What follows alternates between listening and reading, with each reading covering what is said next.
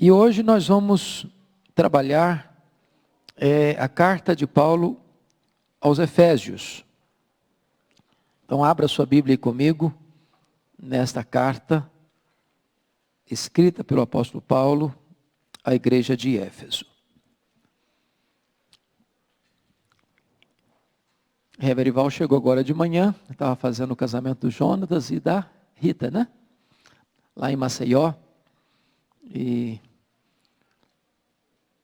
ele estará com vocês então no culto das 11. Carta aos Efésios. Muito bem.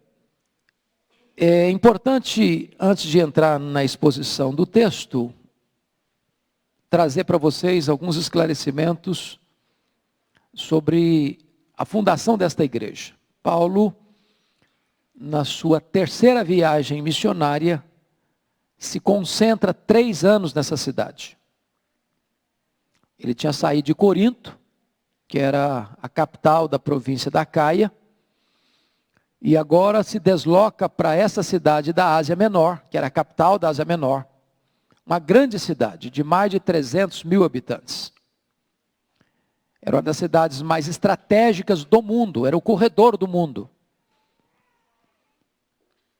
Nessa cidade havia uma das 7 maravilhas do mundo antigo, que era o templo de Diana, a deusa dos Efésios. E esse templo era a construção mais bela, mais requintada, mais luxuosa que se tinha naquela região toda.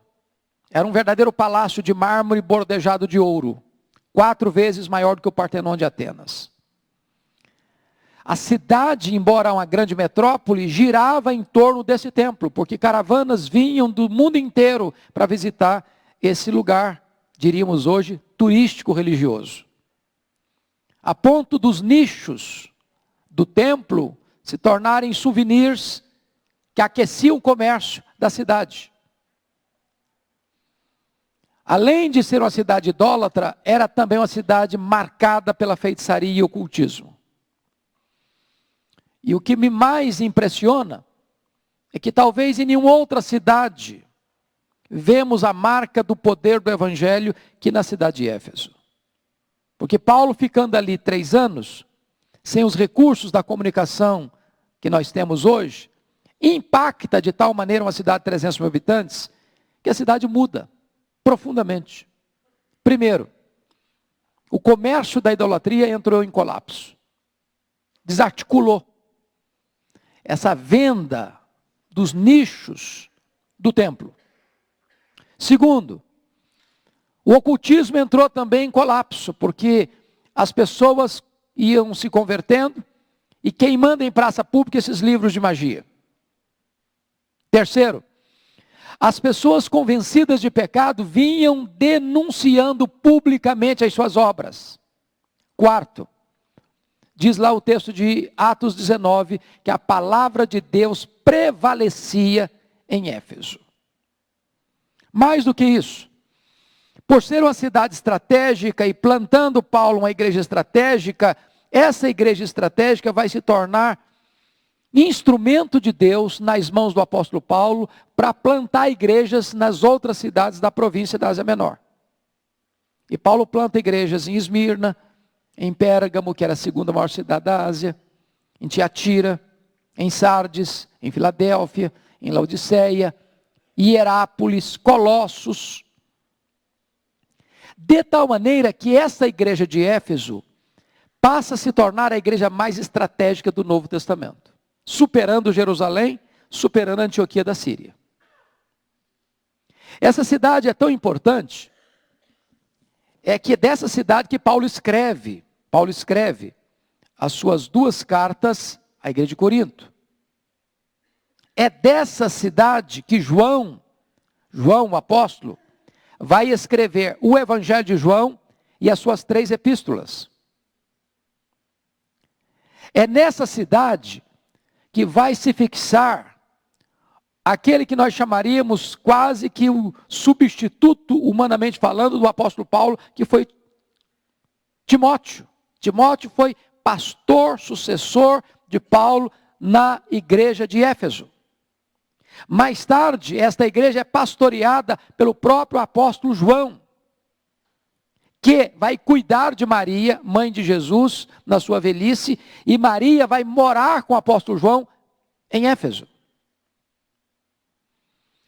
Então, depois que Paulo fica ali 3 anos, estabelece aquela igreja, ele vai para Jerusalém, ele é preso em Jerusalém, ele é levado para Cesareia, fica 2 anos em Cesareia preso, depois ele chega a Roma, fica mais 2 anos preso, e é de Roma, dessa primeira prisão, que Paulo escreve essa carta aos Efésios.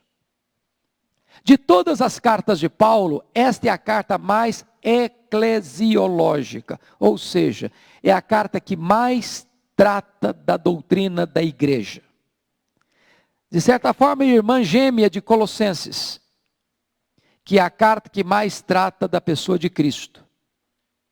Então, se Colossenses foca Cristo, Efésios foca a igreja. Se Colossenses foca a cabeça, Efésios foca o corpo.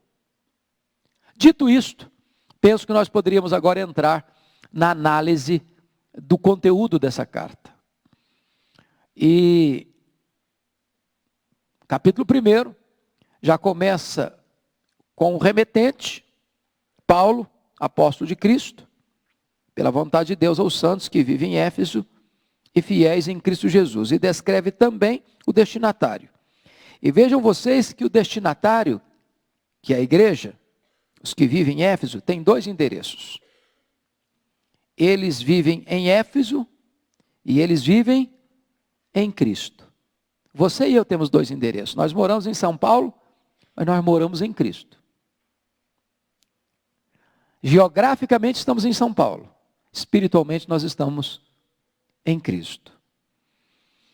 Depois de fazer a saudação do verso 2, eu chamo a sua atenção para os versos 3 a 14, que é o parágrafo mais longo da Bíblia. Eu, quando estudei 2º grau, tive um professor de português que era um padre. E eu aprendi muito com ele. Não aprendi o suficiente não, mas aprendi um pouco. E ele me dizia uma coisa que eu não esqueci nunca mais. Você quer escrever?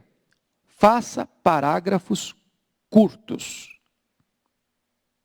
Sentenças curtas. Só os grandes entendedores da língua conseguem fazer uma frase longa sem errar. Agora, notem vocês que dos versos 3 ao 14, é um parágrafo só. É uma sentença só. Num fôlego só. Leia a literatura universal e vocês não vão encontrar isso aqui.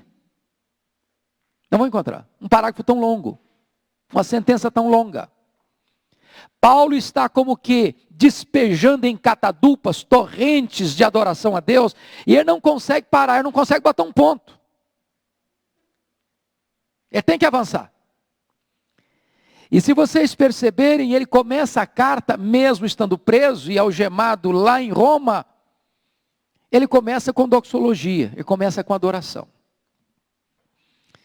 E ele nos fala aí, nessa carta, acerca da fonte das bênçãos. É o Deus e Pai. Ele fala da natureza das bênçãos, toda a sorte de bênção espiritual. E ele fala mais ainda da esfera das bênçãos, nas regiões celestiais em Cristo Jesus.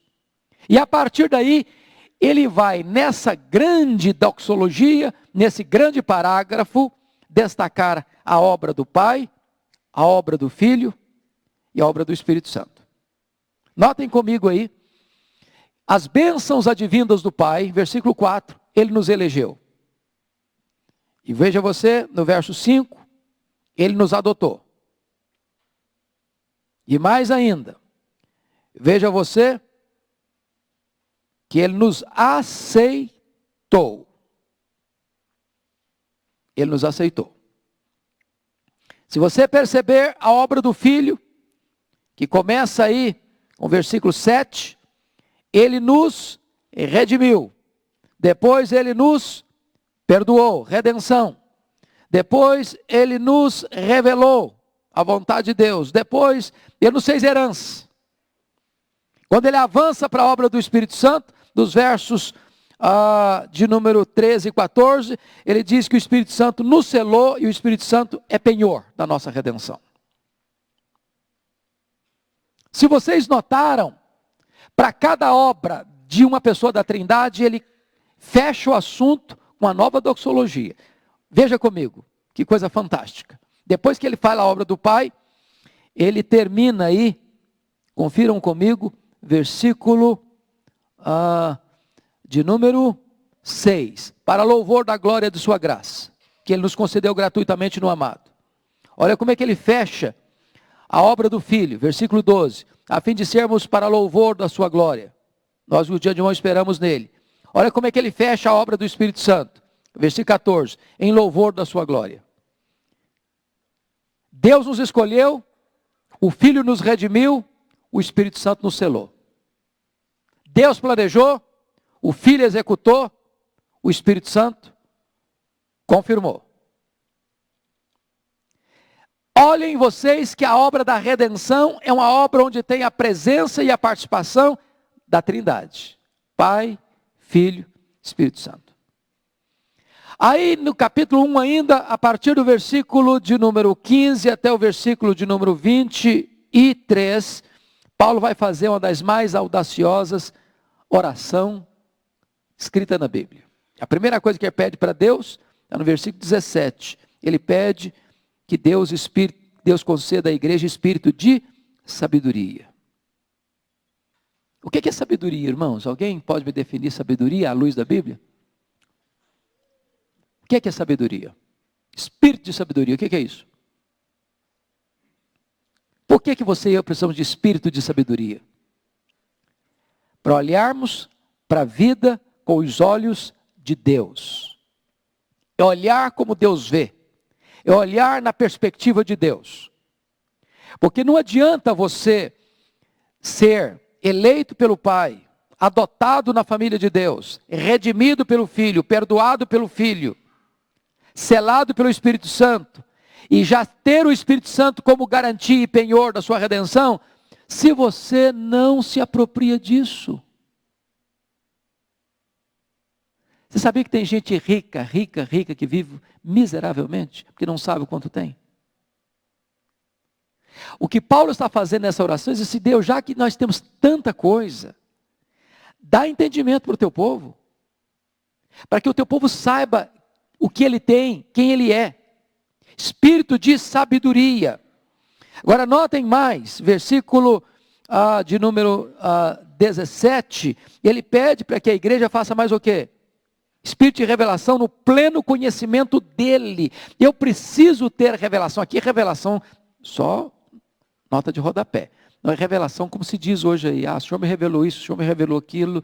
Eu tive uma revelação nova. Não, não é isso não.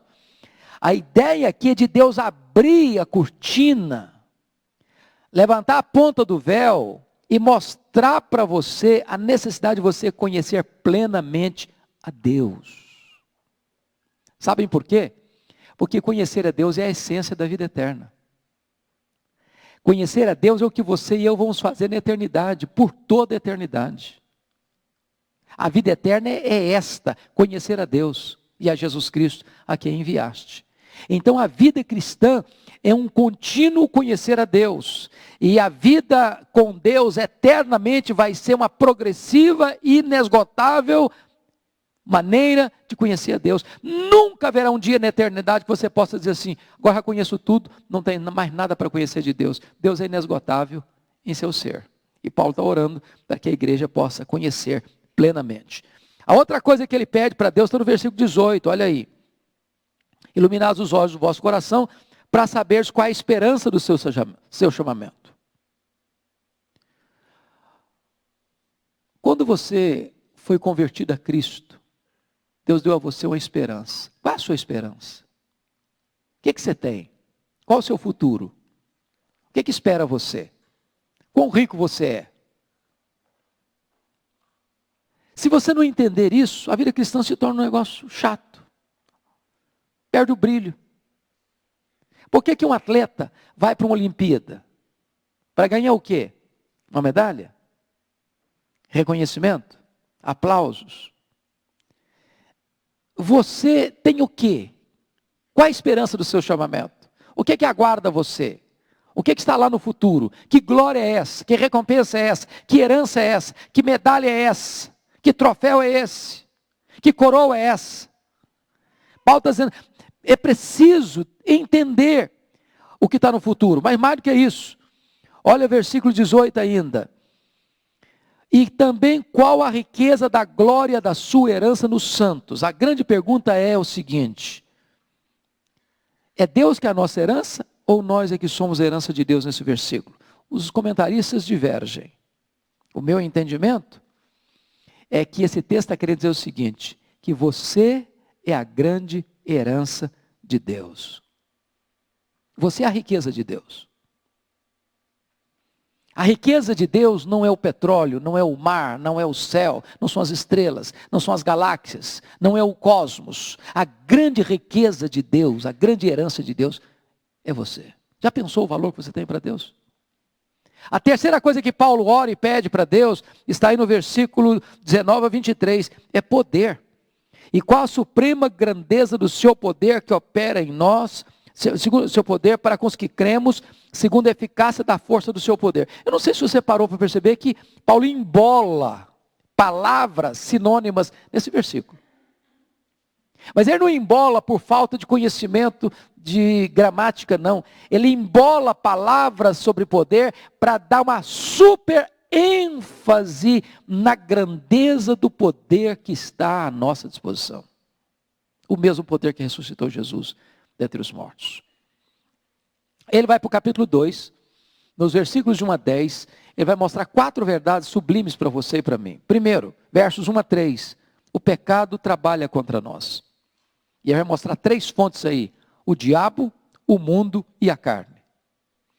Depois, nos versos 4 até o versículo 9, ele vai dizer que Deus trabalha por nós. Mas Deus, sendo rico em misericórdia, por causa do grande amor com que nos amou, estando nós mortos, nos deu vida juntamente com Cristo. Pela graça sois salvos. Depois, em terceiro lugar, ele fala que Deus trabalha em nós. Olha o versículo 10. Somos feitura dele, criados em Cristo Jesus.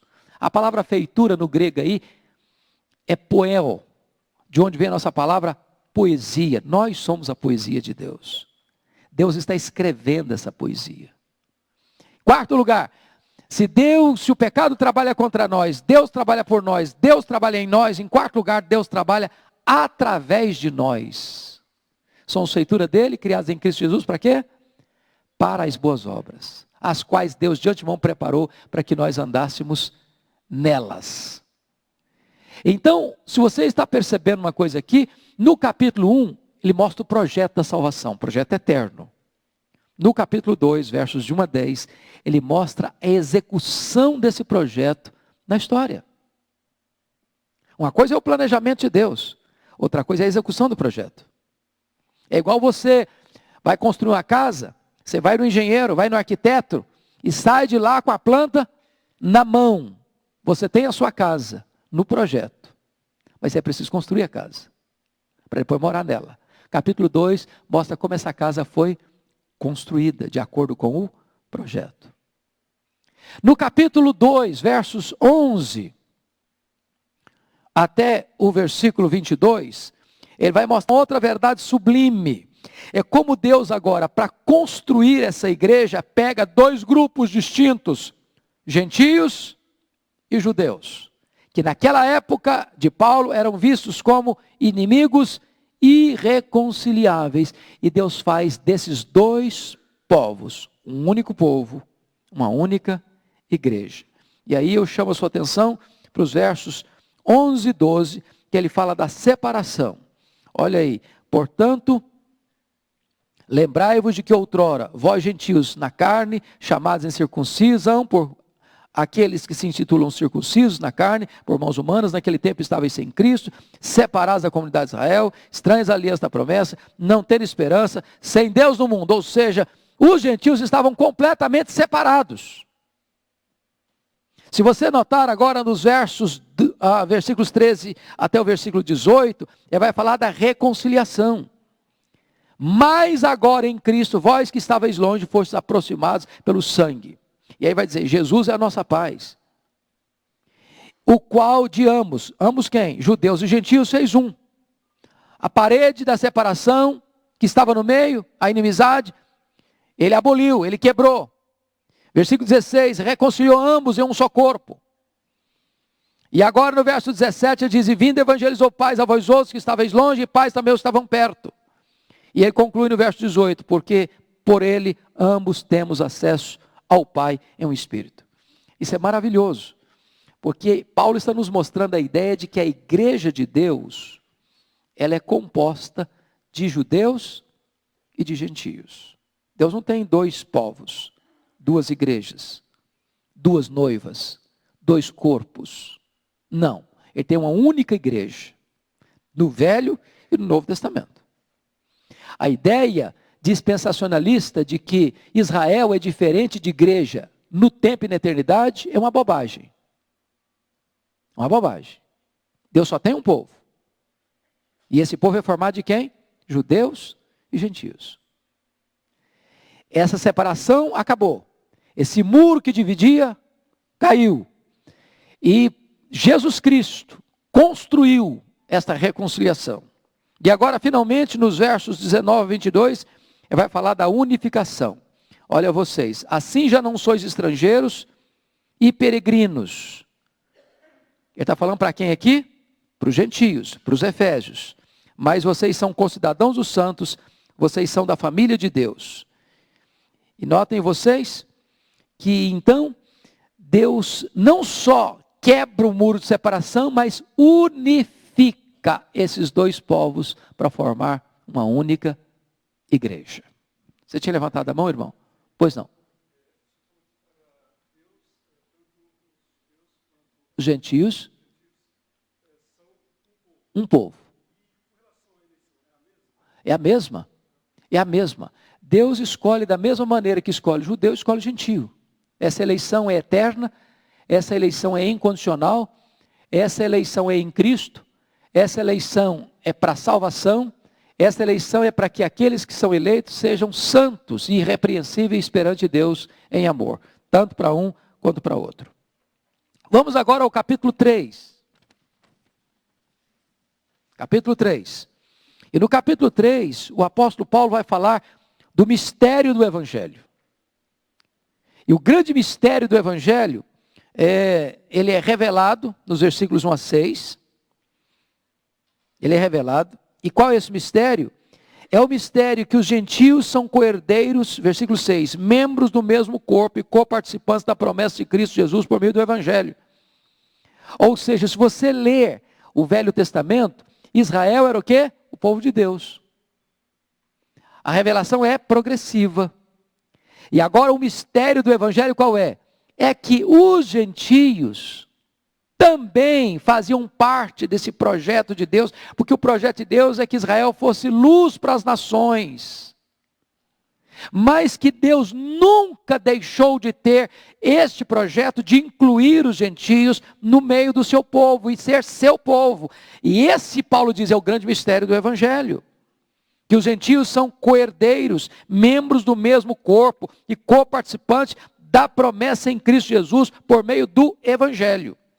Aí depois, em segundo lugar, ele fala o mistério comissionado. A partir do verso 7 ao verso 13, ele vai mostrar para a igreja que ele foi constituído ministro, conforme o dom da graça, para quê? Para quê? Olha o versículo 8. A mim, o menor de todos os santos, me foi dada esta graça de pregar aos gentios o evangelho das insondáveis riquezas de Deus. Que coisa maravilhosa. O mistério que estava oculto, que agora é revelado, que os gentios fazem parte da igreja, do mesmo corpo. Agora ele está dizendo o seguinte: eu, Paulo, fui comissionado a pregar para os gentios. Este evangelho, que evangelho? O evangelho das sondáveis riquezas de Cristo. O evangelho que mostra que judeus e gentios são formam uma única igreja, um único corpo.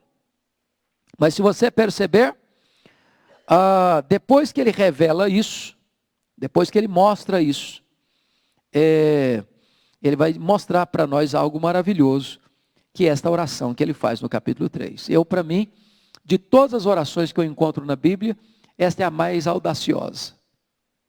Porque o apóstolo Paulo ora para que, segundo a riqueza da sua glória, ele conceda a você, a mim, a nós, que sejamos fortalecidos com poder mediante o Espírito Santo no homem interior.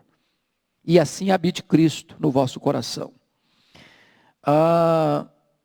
Nós precisamos de poder. E esse poder não é externo, esse poder não é performance, esse poder não é palco, esse poder não é estardalhaço, esse poder é no homem interior. E quando esse poder vem, aí Cristo habita no coração. Foi aquilo que eu preguei agora há pouco. A palavra habitar aí, tem duas palavras para habitar. A habitação do inquilino, que ele mora de aluguel, mas ele não é o dono da casa. Ele está ali, mas um dia vai embora. Ele não é permanente. Ele é transitório. Ele não é o dono e ele não tem permanência residente. Ele não tem residência permanente. Existe a outra palavra habitar, que é habitar de forma plena, permanente, que é o dono da casa. É essa palavra que aparece aqui para habitar. E quando você nota que Cristo habita no coração, ele vai nos mostrar que então você pode estar arraigado e alicerçado em amor. Não tem jeito de estar arraigado e alicerçado em amor sem que Cristo esteja governando a nossa vida. E notem que ele lança a mão de duas figuras, uma da arquitetura, outra da agricultura. Arraigado da agricultura e alicerçado da arquitetura. Ele pensa numa árvore que está arraigada, ele pensa num prédio que está alicerçado.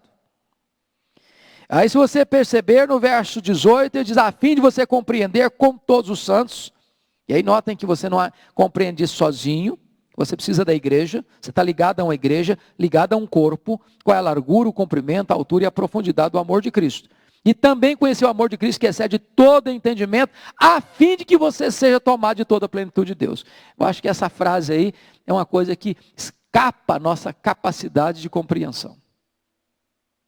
Você e eu sermos tomados de toda a plenitude de Deus. Ora, se nem os céus dos céus podem conter Deus, como é que você e eu, frágeis vasos de barro, podemos ser tomados de toda a plenitude de Deus?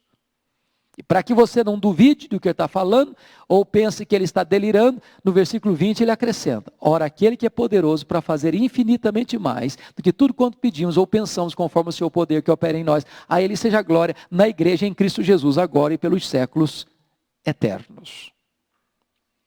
Então, eu compreendo uma coisa, você alcança o pináculo da sua teologia, é quando você se coloca de joelhos. Todo crente que dobra os joelhos vira um teólogo. Dizem que quando na Assembleia de Westminster, chegou a hora de definir Deus, eles ficaram com muita dificuldade. Aí se pede um dos membros da Assembleia, eram 151 teólogos, para se levantar e fazer uma oração, pedindo iluminação. E a pessoa começou a orar, adorando a Deus. Quando ele terminou de orar, eu falei, está aí a definição. Está aí a definição. Você já percebeu que ninguém consegue orar sem exaltar Deus? Quando a pessoa prega, pode pregar seus méritos, mas não dá para você se ajoelhar e começar a dizer, Senhor, eu sou muito bom. Dá para orar um negócio dele? Não tem jeito, a pessoa se ajoelhar e fala, eu sou muito bom, Senhor. Quando o cara se ajoelha e diz, Senhor, Tu és grande, Tu és soberano, Tu és santo. É por isso que Paulo alcança o pináculo da sua teologia, meu amado. Chegaram. Nós vamos até 10:15, tá bom? 10:15 eu termino. É por isso que Paulo alcança o pináculo da sua teologia, quando ele se colocava de joelho. Vamos ao capítulo 4. Quando chega o capítulo 4, ele vai falar de unidade. E ele começa nos versos 1 a 3, falando sobre a graça da unidade. Rogo-vos, pois eu, prisioneiro do Senhor, que andeis de modo digno da vocação que foste chamados, com toda humildade, mansidão, longanimidade, suportando uns aos outros, em amor, esforçando-vos diligentemente por preservar a unidade do Espírito no vínculo da paz. Notem uma coisa aqui. A igreja não cria unidade, a igreja preserva a unidade. Se o irmão é convertido na igreja batista, outro na igreja metodista, outro na Assembleia de Deus, outro na presbiteriana, outro na congregacional, esses irmãos das mais diferentes denominações são um em Cristo, querendo eles ou não. Não sou eu que decido que eu sou um com o irmão que está lá na igreja batista, na metodista, na Assembleia, na congregacional, ou outra igreja evangélica. Não sou eu que decido isso. Já está decidido. Agora, cabe a mim preservar essa unidade. Porque eu posso estar brigando com esses irmãos. Não, eu sou presbiteriano. Você não é presbiteriano, você não está com nada. Você não é batista, você não está com nada. Mas se você não é assembleano, você não está com nada. Eu posso brigar com o meu irmão, mas ele não deixa de ser meu irmão, porque eu estou brigando com ele. Então Paulo diz, vocês devem preservar. Lutem diligentemente para vocês preservarem a unidade do Espírito, no vínculo da paz. Em vez de ficar brigando, vocês são irmãos. Para com isso. Agora, depois de falar da graça da unidade, ele vai falar do fundamento da unidade nos versículos 4 a 6. Há um só corpo, um só Espírito, como também foi chamado, uma só esperança da vossa vocação, um só Senhor, uma só fé, um só batismo, um só Deus e Pai, qual é sobre todos, age por todos, está em todos. Aí, notem vocês que, já que nós estamos falando de unidade, essa unidade pode ser exagerada. Aí tem a pregação, não, então vamos fazer o seguinte, toda religião é boa, nós temos que ser um, então tem que ser um com o católico romano, ser um com o espírita, ser um com o budista, ser um com o muçulmano. É isso que Paulo está ensinando? Não! Não! Não há unidade fora da verdade. O ecumenismo é uma falácia, o ecumenismo é uma mentira, o ecumenismo é um engodo. Essa ideia de que vamos juntar todo mundo num só caldeirão, que toda religião é boa, que todo caminho leva a Deus, isso é mentira. Só há unidade numa base que se chama verdade. Uma só fé, um só batismo, uma só esperança, um só Senhor, um só Deus e Pai. Se não há esse alicerce, esses elos que costuram a unidade, não tem unidade. Não tem unidade. Ainda que eu queira, a unidade não existe. Não existe. Terceiro, ele vai falar dos dons da unidade nos versos 7 a 11.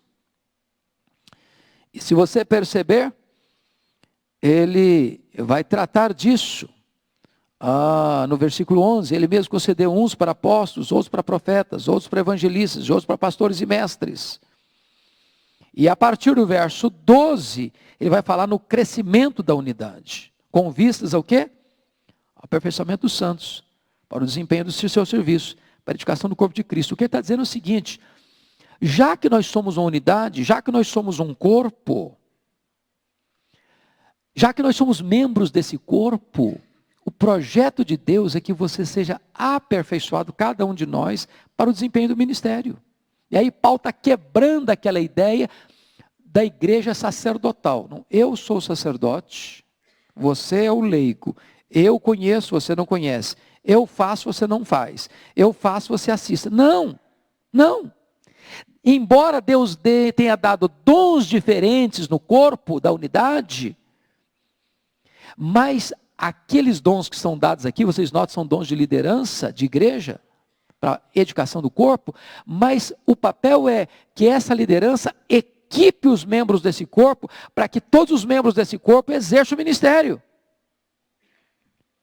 Todo mundo ligado, todo mundo sintonizado, como o nosso corpo. Como é que funciona o nosso corpo?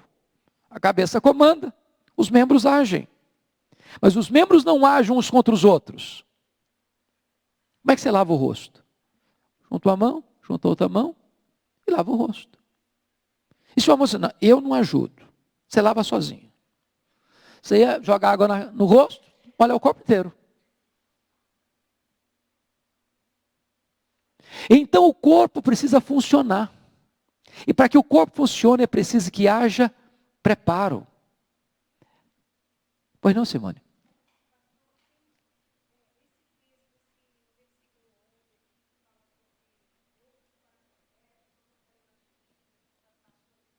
Sim?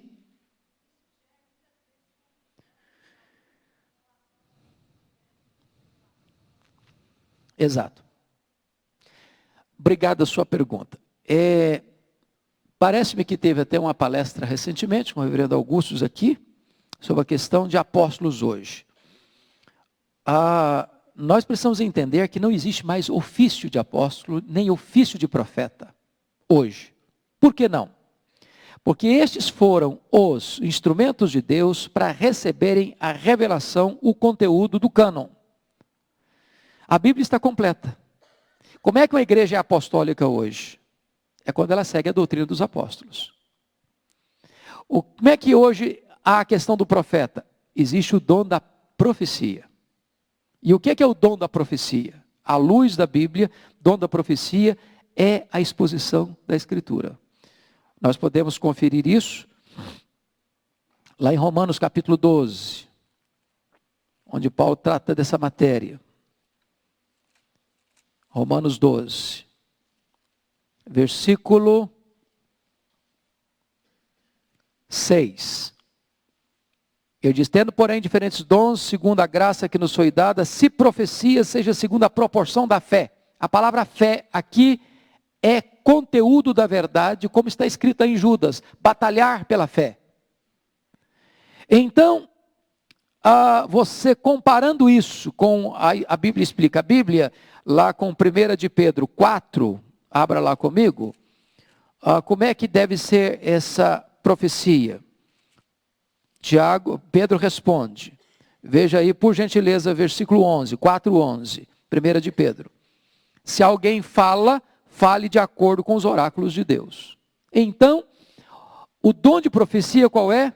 É o dom de falar segundo os oráculos de Deus. Então, quando o pastor sobe ao púlpito, o professor diante da sua sala, abre a Bíblia e expõe a Bíblia, explica a Bíblia, aplica a Bíblia, ele está exercendo o dom de profecia. Isso fica ainda mais claro, e eu fecho aqui, como está escrito em 1 Coríntios capítulo 14. Olha aí comigo, por gentileza. Olha, por gentileza, o que está escrito em 1 Coríntios 14, versículo 3. Mas o que profetiza fala aos homens, edificando, exortando e consolando. Em outras palavras, exortar, edificar e consolar é o propósito da Escritura, conforme está escrito lá em 2 Timóteo capítulo 3, versículo 16. Então, nós não temos hoje profetas e apóstolos, nós temos sim uma igreja apostólica que segue a doutrina dos apóstolos, e uma igreja que tem dom de profecia, que é a exposição das Escrituras, dos oráculos de Deus. Voltando para Efésios, com mais 6 minutos que eu tenho, eu peço que vocês observem comigo, que no capítulo 4 ainda, ele vai agora fazer aplicações. Ele deu a doutrina, ele deu o fundamento, ele mostrou a verdade, agora ele vai dizer o seguinte: e daí? O que isso tem a ver comigo agora? Que implicação tem isso na minha vida? E ele começa a mostrar que agora você não pode mais viver como você vivia antes. Não dá mais. E ele começa admoestando, tem que ter uma ruptura com os costumes antigos. Versículo 17 até o 19. Isto, portanto, digo, e no Senhor testifico, que não mais andeis como andam os gentios, na vaidade de seus próprios pensamentos. Ou seja, você agora está em Cristo, você é crente, você faz parte da igreja, então, para um pouquinho, a sua vida tem que mudar. Porque se a sua vida não mudou, então isso não aconteceu, a verdade da salvação. E ele vai começar a mostrar, então, a partir daí, a necessidade dessa ruptura. Do ponto de vista 17 ao 24, aspectos negativos. A partir do 25, ele começa a tratar de forma prática. De que maneira você tem que mudar? A sua palavra, deixar a mentira, falar a verdade. Segundo, em vez de você se irar, você perdoa, versículo 26, 27.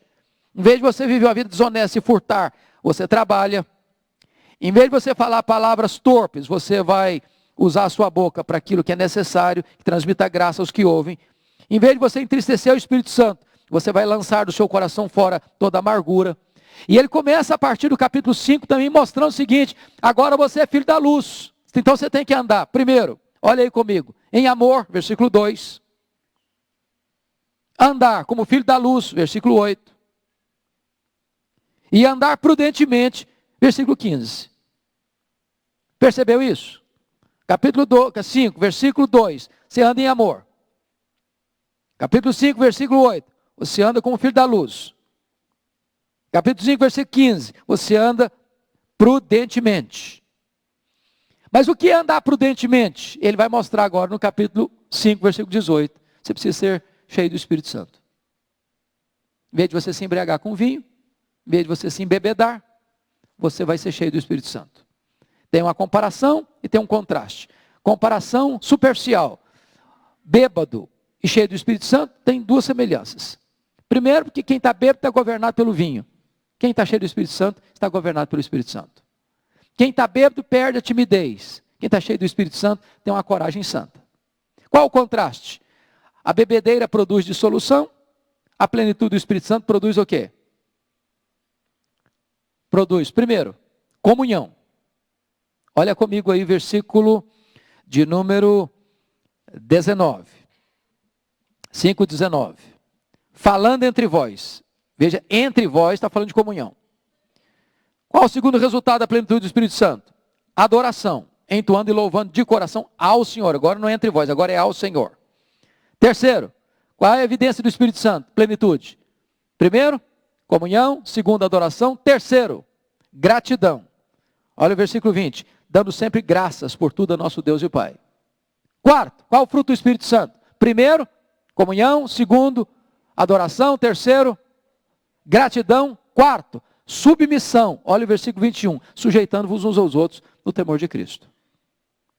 E é nesse contexto da plenitude do Espírito Santo é que ele vai tratar dos relacionamentos. Marido e mulher, pais e filhos, patrões e empregados. Em outras palavras, uma mulher só pode ser submissa ao marido se ela está cheia do Espírito Santo. O marido só consegue amar a esposa como Cristo amou a igreja se ela está cheia do Espírito Santo.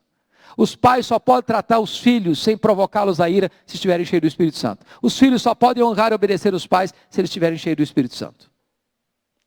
O empregado só pode honrar o patrão e trabalhar para ele como se estivesse trabalhando para Deus se estiver cheio do Espírito Santo. O patrão só pode honrar o empregado e não esmagá-lo, mas tratá-lo com honra como seu igual se estiver cheio do Espírito Santo. É a plenitude do Espírito Santo quem costura os nossos relacionamentos saudáveis. E Paulo conclui essa carta nos capítulo 6, versos 10 até o versículo 20, falando sobre batalha espiritual. Nós temos uma guerra no ar. Não é contra sangue, não é contra a carne, não é contra a pessoa, não é contra o seu parente, não é contra o seu vizinho, não é contra o seu cônjuge, não é contra a sua sogra, não é contra o seu sogro, não é contra o seu cunhado, não é contra as pessoas que estão à sua volta. Essa guerra é contra o diabo e suas hostes. Você precisa da armadura de Deus, você precisa do poder de Deus. Você precisa não apenas de armaduras, de armas de combate e de defesa, mas você precisa regar tudo isso com oração. E aí ele conclui a carta. Ele conclui a carta nos versos finais, versículo 21. E para que saibais também a meu respeito, o que faço, de tudo vos informará Tíquico, irmão amado e fiel ministro do Senhor. É Tíquico que leva essa carta para a igreja. Foi por isso que eu vos enviei, para que saibais a nosso respeito, e ele console o vosso coração. Então, Paulo escreve essa carta de Roma, e manda a carta à igreja por meio de Tíquico. E ele conclui com a bênção: a paz seja com os irmãos e amor com fé da parte de Deus Pai e do Senhor Jesus Cristo. A graça seja com todos os que amam sinceramente a nosso Senhor Jesus Cristo. Que Deus nos ajude então a usufruir as benesses e as bênçãos que Paulo nesta carta expõe e roga a Deus em oração por nós. Deus abençoe vocês.